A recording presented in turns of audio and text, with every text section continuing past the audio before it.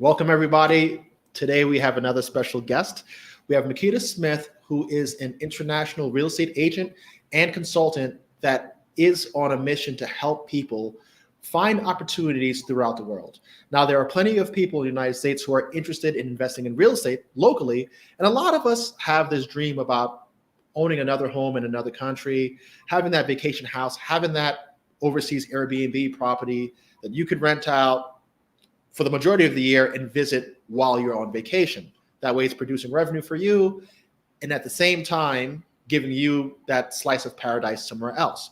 So in today's conversation, I want to talk to her about her approach to investing internationally, how she helps people isolate and locate properties overseas, and how our stories are similar. As you guys know, I've been covering how to invest in real estate in the United States, Colombia, Brazil, and of course, the cheap properties in Italy. And I feel like this conversation is going to be full of information that's going to help you be able to do the same thing. Makeda, thank you for joining us here on my channel. And I can't wait to learn about what you're doing. Now, I see that on your social media, you've been covering investing in Ghana. How did you get started in international real estate? Are you from Ghana? Or are you just interested in real estate overseas? How did you get your start? So first of all, I just want to say thank you so much, Karl, for having me on your show. It is a pleasure to be here with you right before Christmas. How I got started with the international real estate inside of Ghana is basically, I just said that it's God led because I had no idea that in January, by the end of this year, that I would have been in Ghana just 2 weeks ago, taking 20 people with me to learn how to invest in the actual continent and also the country itself. But it came about because in, I want to say October of last year, I had a speaking engagement in Dubai. And so with me having a speaking engagement in Dubai, it was my first one international, even though I have spoken to US all over. But when I was invited internationally to speak in Dubai, it changed my life. It changed my perspective. It changed my mindset. It broadened my horizon. When we got done with the actual conference, we went out to do excursions, and I found myself in the middle of the desert in Dubai. And I looked around for miles and miles around, seeing nothing but sand. It was the first time in my life that I had ever been surrounded by sand. And so I just literally took my shoes off and put my footprint in the sand. And I asked God to enlarge my territory. So I had no idea that coming into 2023, that he would enlarge my territory so soon that by the time I got to April this year, I was taking 16 women to Bali, Indonesia, who had never been before, to show them what that country was like. And then by June of 2023, I had a conference in Dominican Republic for 75 people, showing them about investment opportunities and business opportunities. By 75 September, people. 75 people. That's And awesome. thank you. And by September, I had 18 people that I took to Egypt and Dubai. And then we just came back a week ago from Ghana. So when you ask me, like, how did you fall into this? So basically, I had a brunch for my birthday in March of this year. There was one young lady who I needed and I wanted to speak about Ghana. I had no idea about the market. When she told me about all of the cultural experiences, all about the people of Ghana, the real estate in Ghana, I said, can I please be one of your international real estate agents to sell real estate in Ghana? And at that time, she didn't have any agents. So she told me no. And so me being persistent, I was like, I came to her 2 weeks later. Well, can I come now? And she was like, well, I don't know. And so I was like, well, how would you know? And so she went to the government, found out what that process was like. Eventually, I came on within, I think, 30 days. And so from there, I began to tell people about my experience, sharing with them the real estate that was available over there. And more agents was curious. They wanted to come. So I think with her company, I have recruited about 25 agents to come and work with me. And that's how it Cool. started. So let's go back to the first trip. You got a group to go to Bali. Now Bali has been trending in social media as a cost-effective place to live, obviously beautiful. Mm-hmm. What was the kind of motivation behind that trip? Was it business and pleasure at the same time? Are you trying to combine the two so people have like a new experience while looking at real estate? Like, how do you go about that process? So what happened with the Bali trip, after we came back from Dubai, I just felt like everything was just lining up. And so my husband and I, we actually planned a trip to go to Bali because on the side of your computer, you get all these advertisements.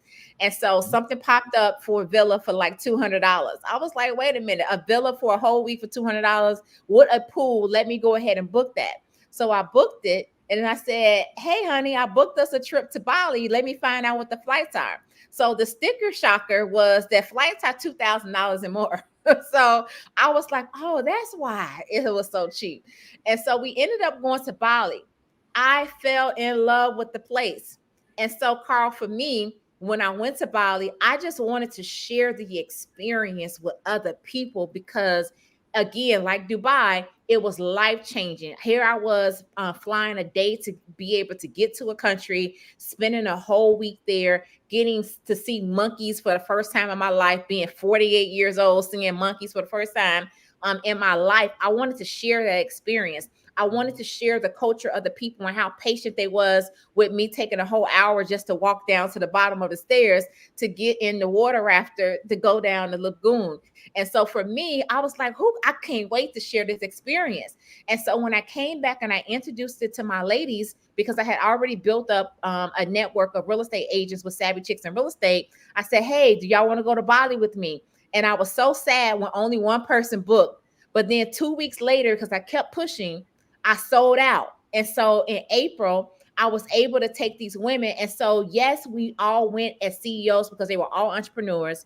But however, we were able to enjoy the culture part of it. We were able to sit on the beach. We were able to have a Balinese massage, never had one of those before.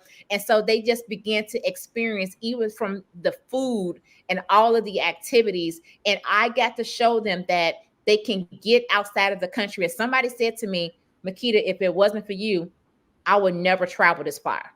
But now that I have traveled this far with you, now I know I can go and I can do it on my own. And so I was so, proud of that because it was the moment to let me know, like, that was my calling and my purpose. And it kept me going until we went to the other countries that we did this year. And so that trip was more of a discover Bali, not necessarily Bali real estate. So we did have a real estate tour that was incorporated into it, but it was more of a discover Bali. It was more of like a self-care for CEOs with real estate mixed in it. And so for me, I do not want to overwhelm all of our retreats with just business and real estate. I want them to also to explore the culture, because even with being in Ghana last week, I was talking to a developer and he said that people can buy a home anywhere.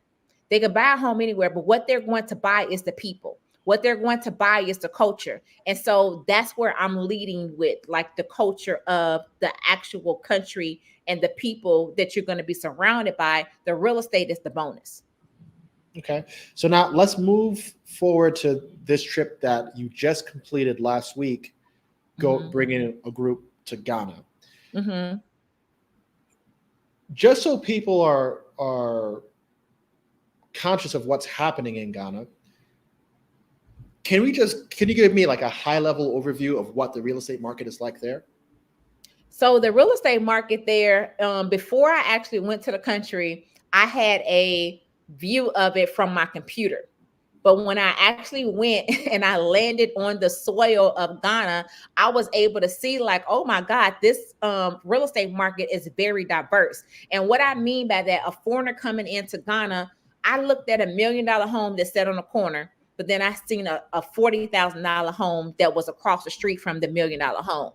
And so it put in perspective that they're in a neighborhood, that there are a wide range of like real estate prices depending on what community it is in Ghana. And so I was able to find out, like, where are some of the affluent areas that maybe the politicians, the celebrities, where do they stay? And so I was able to find out that that was the Kenemans. I was able to find out that there were a lot of people that came from the US that moved over to Ghana as a diaspora. That was the first time of me even learning the word this year of what that actually meant. And it's basically African Americans and Africans that are outside of Africa that return home to the motherland. And so those are people that are going and they're building businesses. They are real estate investors. And what I found out about the market for myself is that there is a wide range of opportunity as low as $30,000 for people who want to move back. And what I love also, Karl, one of the communities that we looked at was in Pequasi Heights that was in Ghana. The developer started that project at $42,000, where you can buy a shell or you can get a 2-bedroom home for $55,000. If you want a 3-bedroom, it's $72,000. I said, you know what? If people were to come over here, they came over here with $150,000 cash or $100,000, because the story is a lot of people run out of money when they relocate to some of these countries, and they're not prepared for countries who have a currency that's lower than the U.S. And so if they were to go over, I say, you know what? If they pay $45,000 for your property or $55,000, they don't have a mortgage to worry about. So they can concentrate on working remote, or they can concentrate on building their business over in Ghana, but also having their real estate needs already taken care of, because in one purchase, they were able to buy a pretty solid home.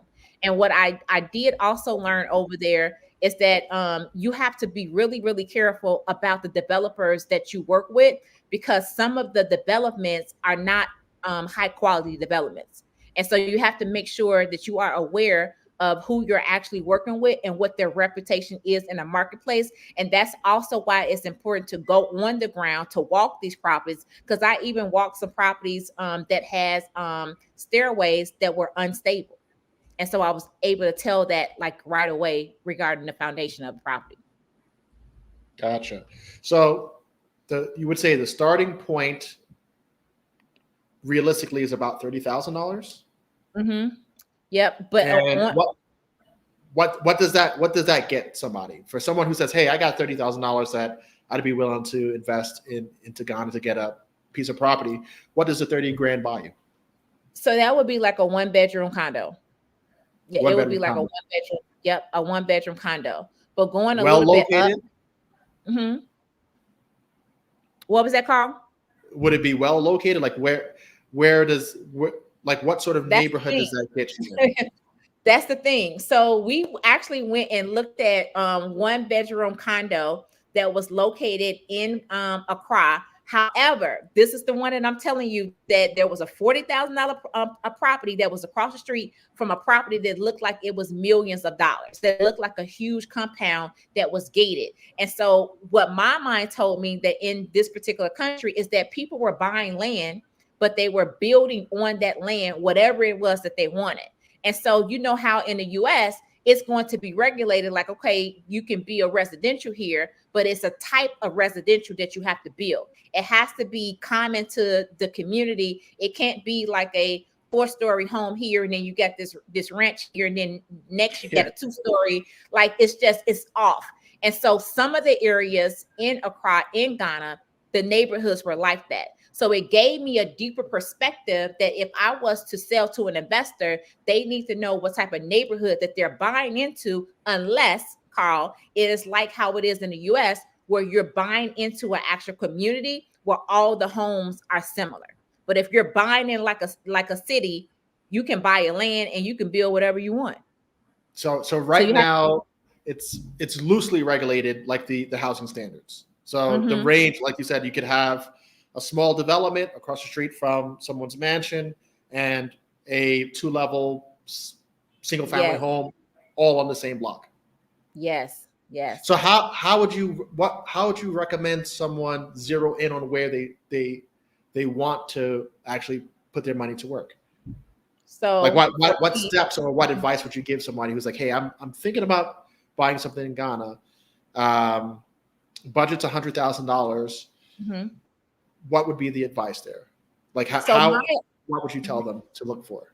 So my advice is always to start with what's your purpose, what's your short-term goal, and what is your long-term goal. So with me talking to an investor just last week, I posted about the Poquasi property on my page, and she was like, "Oh my God, I don't want to miss this. I'm going to Ghana in February, but I don't want to miss this because it's only a few units left."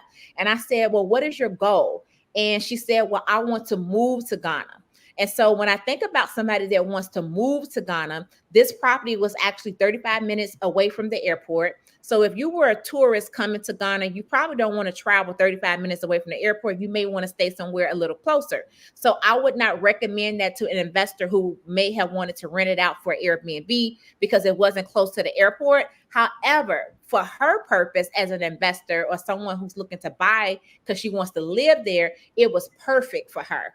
And so that's where I will start out with, like, what is your goal?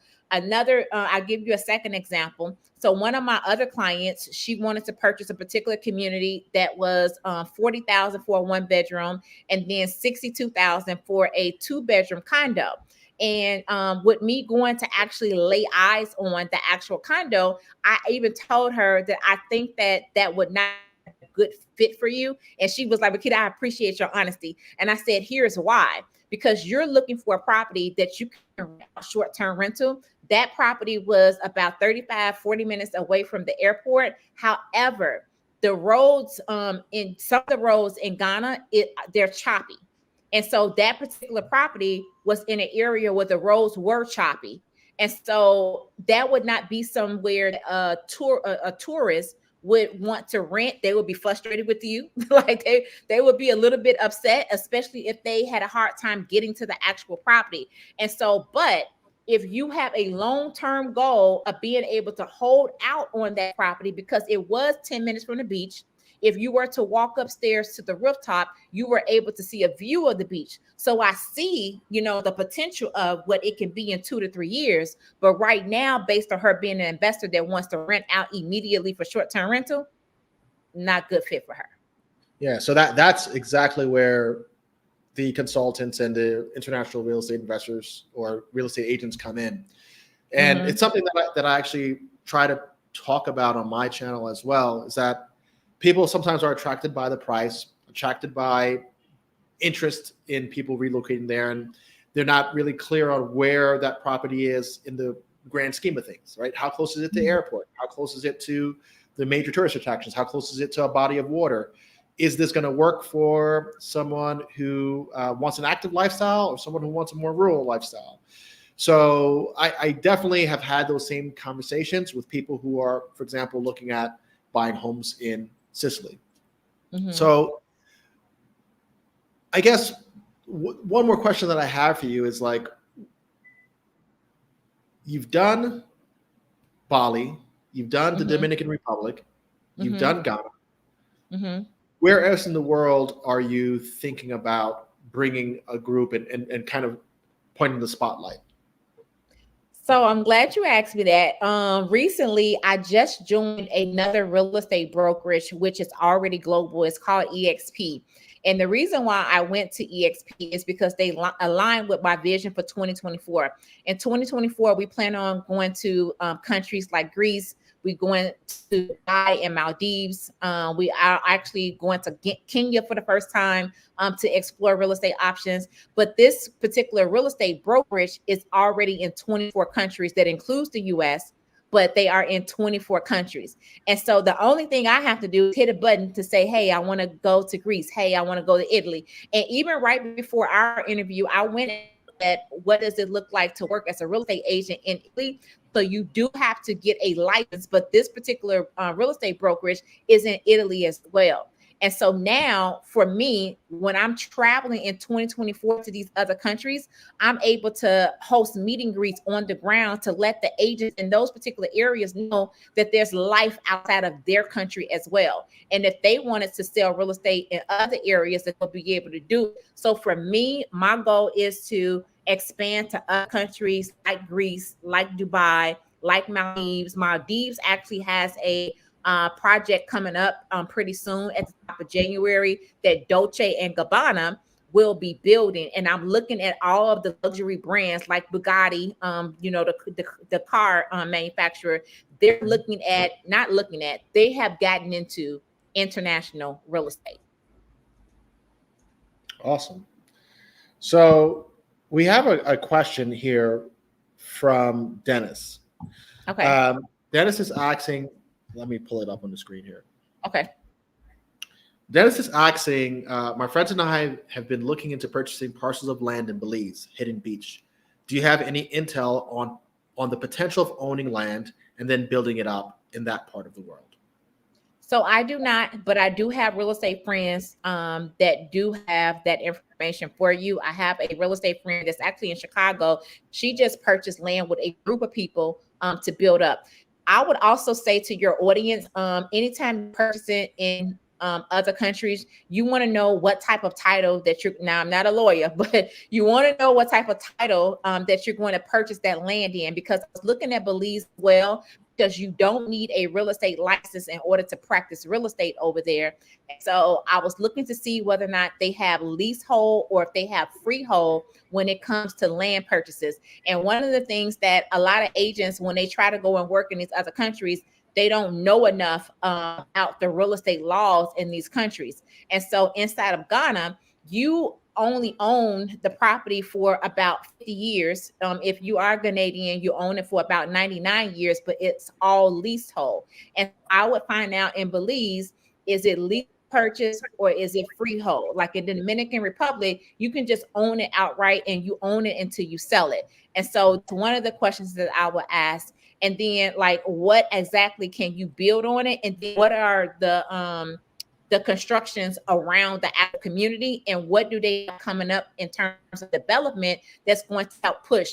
The other thing that I like to tell investors that are investing in other countries, what incentives are the countries providing for investors that are looking to invest in that country? Because every country is different. For me, for DR, I was just on a call with an investor earlier, and I said, we have a comforter tax, in the DR. And so if a developer is building a sustainable green energy type of development, there is incentives that the government give to where they don't have to pay taxes for 15 years. And, all countries don't have that, because Ghana don't have that. And what we're working now is to try to work with the legislation in Ghana to give more incentives for people who wants to invest in the actual country. Because I was told that the tax rate is 5% in Ghana. Well, I don't see that in the US. Like, that's very high. Now, it's not high if you're looking at a $40,000 property, but if it's a $500,000 property, that's a big difference. Yeah, that's a significant difference. And just to piggyback off of what Makeda has spoken to, I personally don't have any contacts in Belize either. If there is anybody who is watching, that I do have contact. You do have a contact. So yes. If anything, you could reach out to her after the call. Where could they connect with you? So you can connect with me on Instagram, because I made it very easy. So my username on this platform, it says Makeda Smith CEO. That's the same platform that you can find on Instagram, the username Makeda Smith CEO.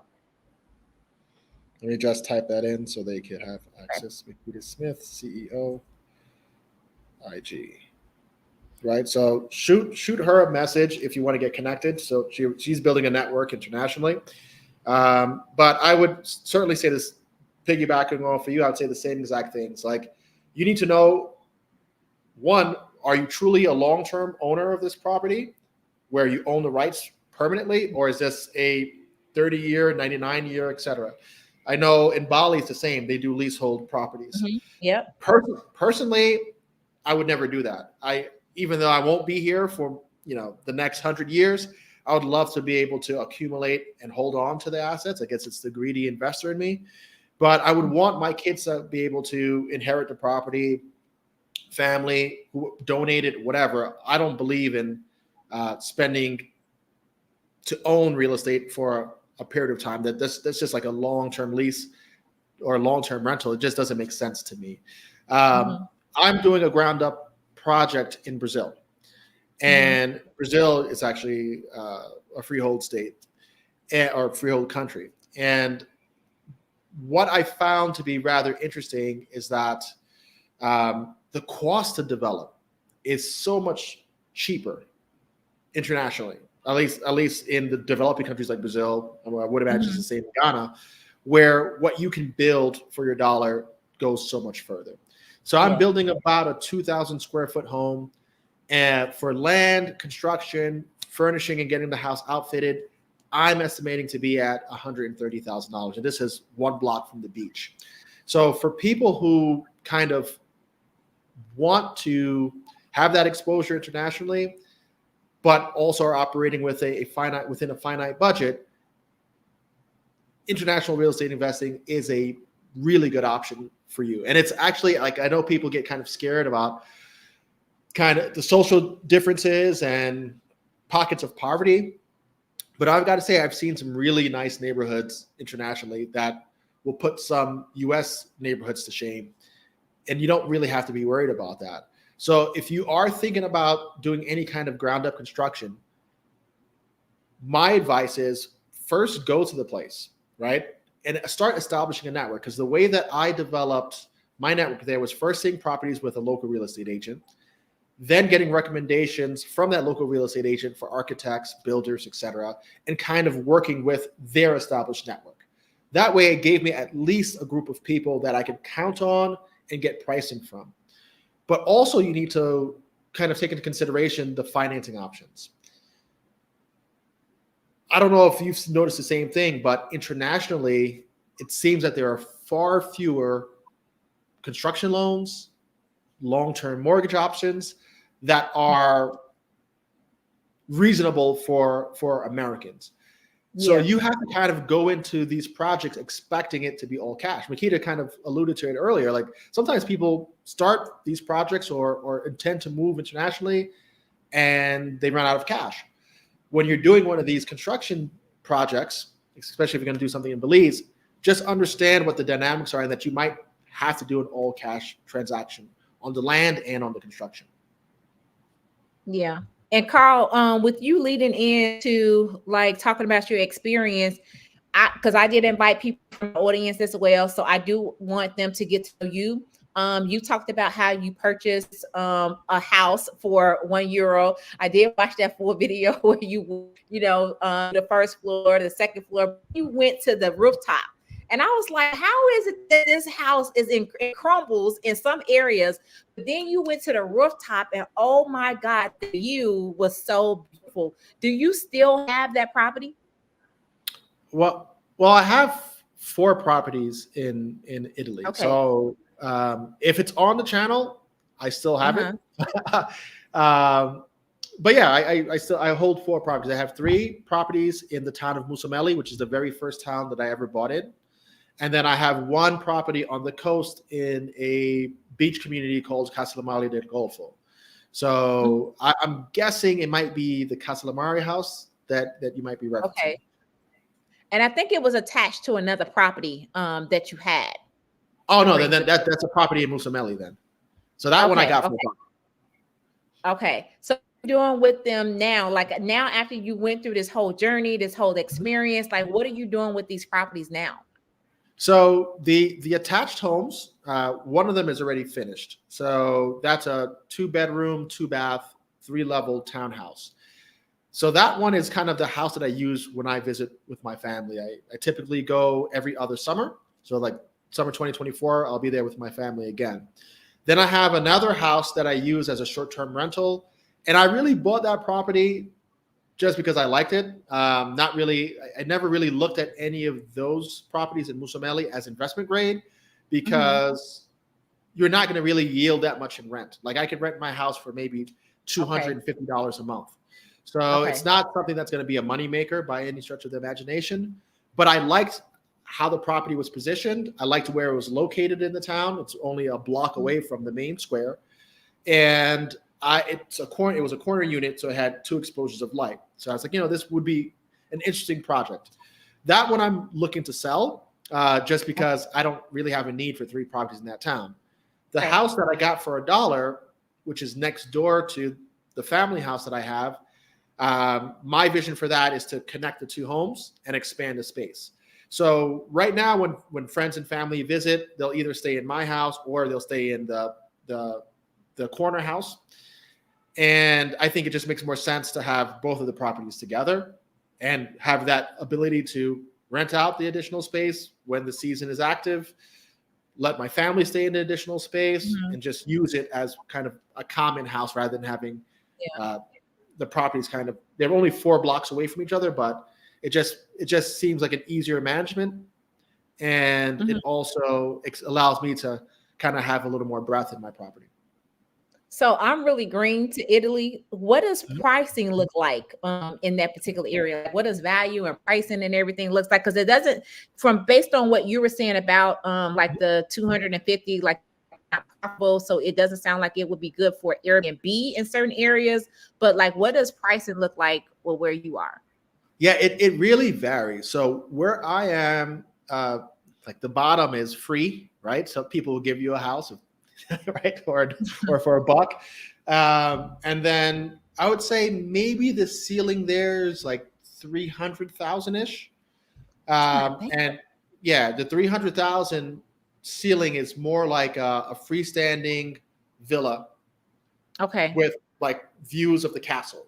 So there's a really nice one that I like. So it has like an in-ground pool, 2 stories, maybe about 3,000 square feet, and Mhm. its backdrop is the castle that is the castle of Musomelli. Okay. That's going to be kind of the upper limit, and it's going to be on a decent amount of land and acreage with your own olive grove and all. They're going to be pretty nice, but that's only $300,000. By comparison, uh, you're not going to find something like that in the United States with the same sort of look and feel. So I think from an investor standpoint, it's not an investment grade community Okay. because even if you took one of those villas and you put it on Airbnb, it's going to do its best during the summer season when you could go outside, enjoy the pool, and kind of get away and relax. And you're going to have to do a lot of your own marketing to drive attention there because the main attraction is the castle and also these Mhm. 1 euro homes. So a lot of tourists come in to kind of discover the 1 euro homes, check out the castle. But other than that, there's nothing that really pulls the tourist in. Now, the other property that I have that's on the coast, that one is about 25 minutes from the main airport on the northern coast, the Palermo airport, and Palermo is a capital city. So 20 minutes outside of the capital city is this beautiful port town that goes from 15,000 people in the winter months to over 75,000 people in the summer months. So the population Wow. explodes. People are there for the summer. You could boat, you could hang out at the beach. That's where I decided to invest. So I put together a group of people who actually are followers of my channel. We Mhm. all chipped in and got this property that we're rehabbing and going to have on the market for spring 2024 and for that season because the season really starts in around April and ends in October. So it's kind of like a half year season, but that property should do pretty well as a short term rental because there is that tourist attraction and it's close to the airport. So So, when you're mhm. when you're looking at these cheap properties, it's really important to know where is it located, and again, what is your use case. If it's for you, you're an artist, you just want to get away from the city center. For $20,000, you could get a move-in ready home in Musomelli that you don't have to renovate, clean up, move in. It might even come with furniture. So that's kind of what I think is typical. And the typical buyer should be somebody who wants to be in a small rural town. It has like 12,000 people, um, and just live a more laid back lifestyle.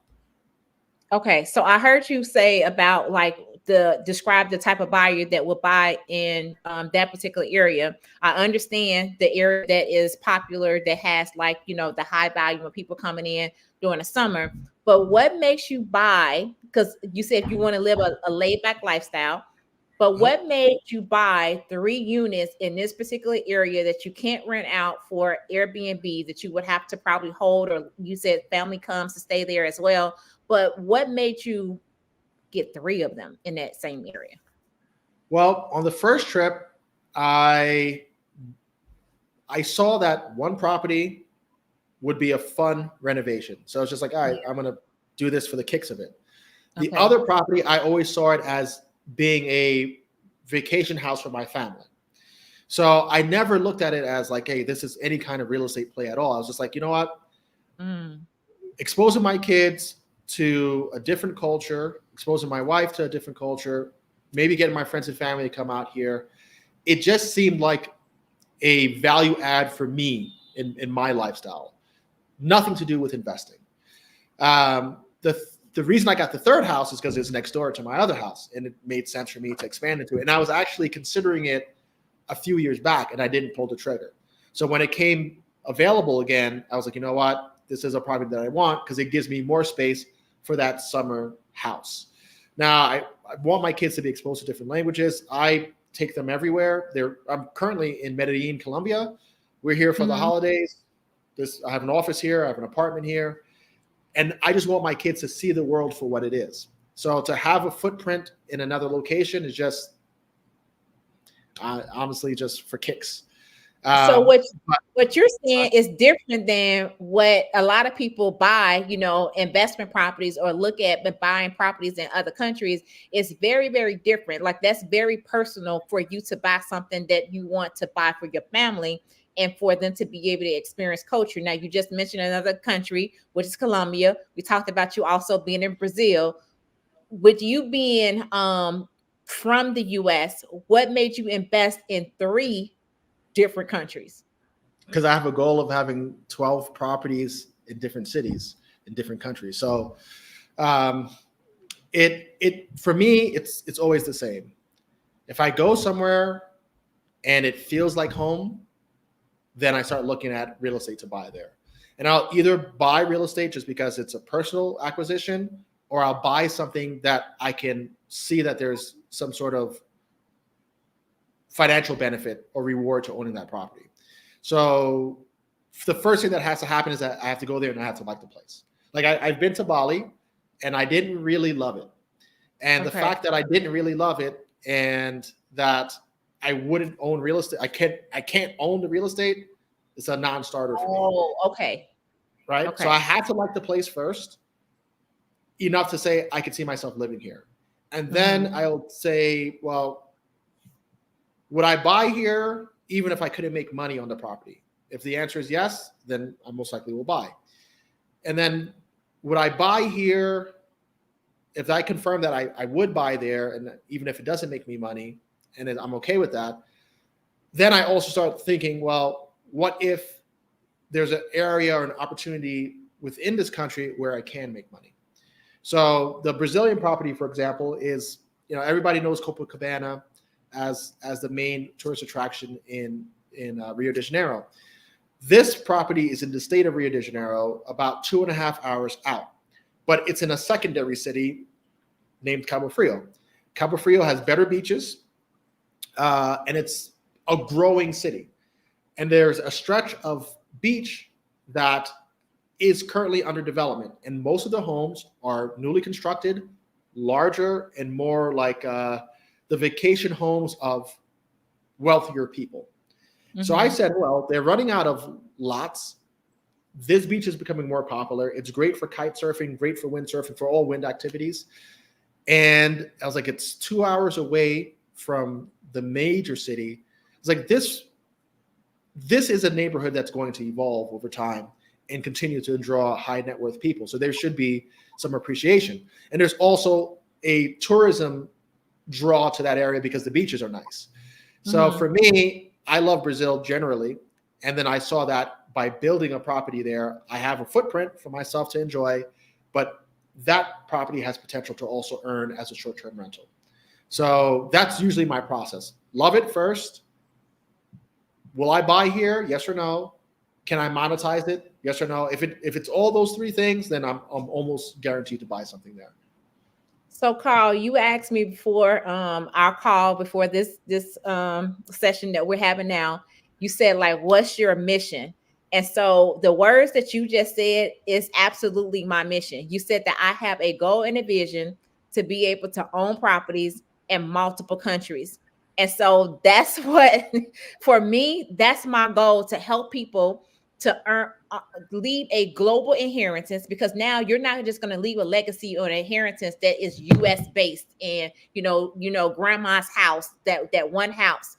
you're leaving multiple assets in multiple countries, multiple continents, multiple currencies. Like that is my goal, to help more people to be able to do that and leave a global inheritance rather than something that is just local based, to where they can say, my great great granddad Carl, left us this property that is going from generation to generation, because now it changes the trajectory of the actual bloodline. So when you ask me, like, what's your goal, what's your mission?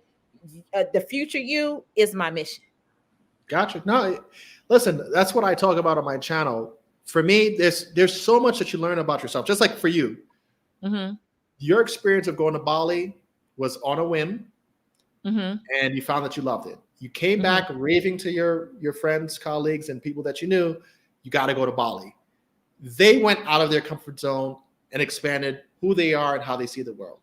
Mm-hmm. For me, that's how I grow, meeting new people, learning new things, and making myself uncomfortable until I adapt.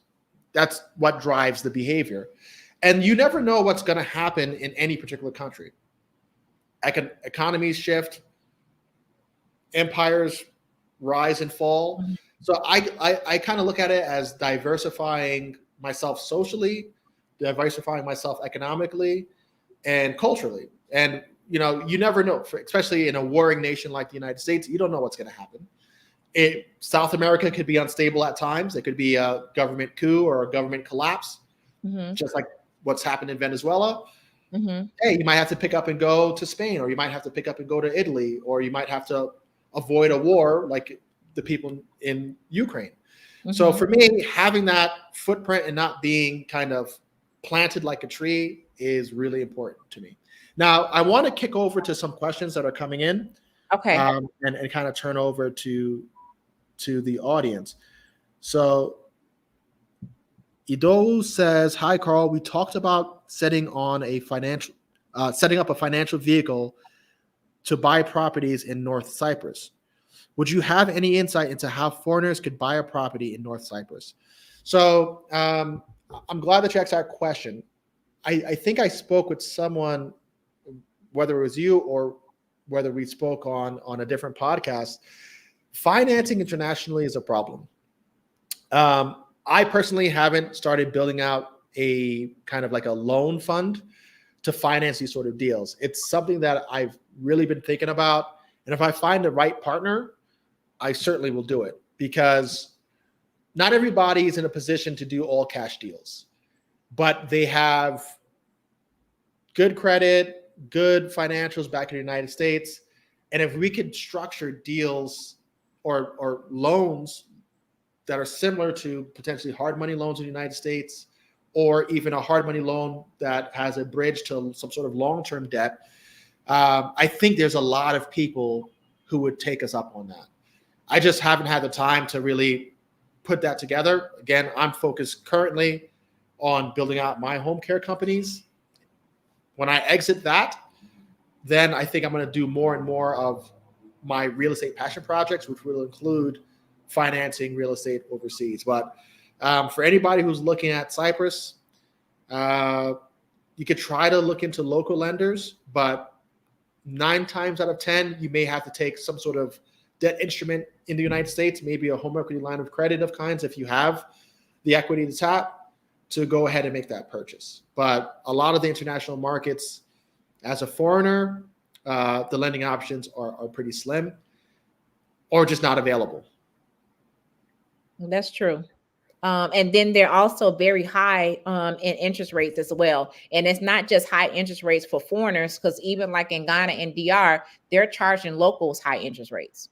Yeah, same thing here in Colombia. It's like interest rates could be as high as 21% on a mortgage. It's like, what? Unheard of. Like we got people complaining about 6 and 7% in the States. Like 6 and 7% is unheard of down here. And it's hard to imagine because wages are lower. It's almost like a guarantee that the middle class or the working class doesn't buy. It's kind of jacked up. That's, you could love or hate the United States, but our credit system is really good and favorable for real estate investors. I haven't seen anything like it in any other country. So if you can take advantage of loan products in the United States to build your properties overseas, and the properties are going to generate enough money that they can service the debt, that would be the path that I recommend most people take. Because, let's just say at 6%, you're going to have just roughly speaking, you're going to add about $600 to your monthly responsibilities, right? To your monthly debt obligation on a $100,000 line of credit or 30-year term loan. But you could take that same $100,000, buy and build a property in Brazil, and that property might do $1,800 a month on Airbnb, netting you $120,000, netting you $1,200 a month or $15,000 a year on something that's on debt that's only costing you $600. That would be the better approach, and the way that I would approach it if I were investing in Cyprus or any other country. Leverage what I can in the United States, build there all cash, and make sure that whatever I'm building is going to cash flow. And Cyprus is awesome in the summer months. I'm sure those properties do well on as a short-term rental. So that's the way I would look at it. Let's see if we have any other questions. This one was actually for Dennis, but let's see. Hi, Dennis Adams. I'm interested in international ownership. How does that work? Well, you want to take this one, Makeda? Yeah. So for me, when it comes to international ownership, it just depends on, again, what your goals are when it comes to that. And you also have to figure out what country do you want to purchase in. And so I tell my investors, think about where you travel. Start with where you travel first. And then if those are places, even like Karl said, he will go to different places and he love it. But if not, he's probably not buying there. And so the same thing with investors that want to own around the world. Start off with the countries that you travel and that you have heard great things about, and then look into maybe getting top 3 and then finding out what the real estate laws are there. I actually did a property, like a passport challenge, and challenge people to get their passports so that they can travel to a lot of these other countries. And you'll be surprised how many people still don't have their passports.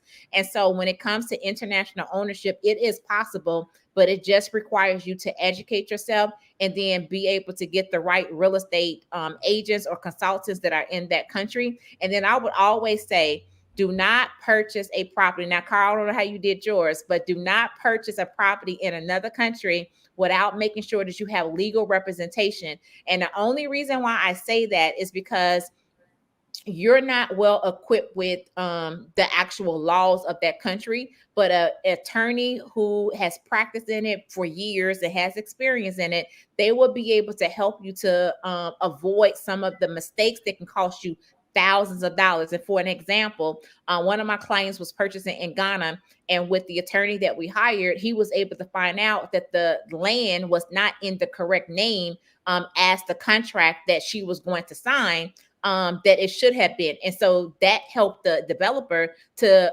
avoid a big problem with even other contracts outside of my particular client, because they had no idea.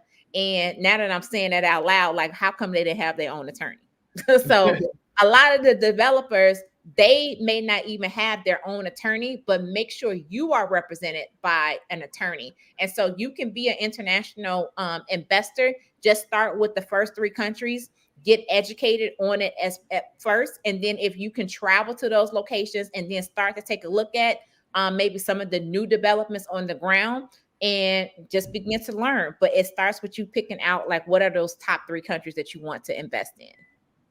Yeah, absolutely. I recommend the same. I also tell people they certainly should go, because when people start looking at cheap houses in Italy, like, well, for $1, I'll just throw my money at the property, and without taking into consideration, well, how far is it from the coast? How far is it from the airport? Would you really want to redevelop the land there or redevelop the property? So I always say, start with going there. I also second the recommendation to get legal representation, because if it's not in your native language and it's not your native country, there's going to be a lot that you might miss. And for the cost of the attorney, it's totally worth it to protect yourself from, risk down the line. We have a question from Dennis. I guess this is what the other person was alluding to. Dennis says, Karl, if you ever want to visit Puglia, which is the east coast of southern Italy, I have a property there that I'm sharing to promote the area and the village and international ownership. A lot of potential in Puglia Salento. Yeah. Puglia has been Puglia is very different. So Puglia is the heel of the Italian boot, if you look at the map of Italy. And architecturally speaking, the structures there are atypical to typical Italian design. So it has this its own look and feel. And there has been, like, I would say for like the past 15 years, people have been investing in Puglia for that charm of it. And because of that, there's been like major revitalization, more people traveling there. So certainly I'll take you up on it. Maybe this summer, I might be able to swing up there with my family and we could film and promote what you got going on over there. Because even when I did my project in Castellamare, people were interested in investing with me because Italy has such a strong tourism brand and such a strong cultural identity that it is attractive to people. So I think there's certainly a way that we could collaborate, make some content about what you're doing and what my overall view is of Puglia, and showing that as a yet another place where you could get affordable real estate in beautiful Italy. So here's a question. Here's a question for you, because we were actually talking about this offline, but I think both of us do charge for assistance. I know that on my end, I charge $149 an hour for any consultation that I do, but I limit my international investing to 1 hour a week because my main priority is my home care and healthcare businesses. So if you want to book time with me, you certainly can book time with me. If you go to my website, entplife.com, just click through to my Calendly and book a call. I book out kind of far. So I hope that you're able to book some time and chop it up about investing internationally. But I know Makeda, she is a consultant that works with people who are looking to invest in international real estate. So if you can, just tell them how they could book a call with you and what the pricing is. So if you would like to book a call with me, you can find me on Instagram at Makeda Smith CEO. So the same username that is on here. And my calls are $4.97 per hour.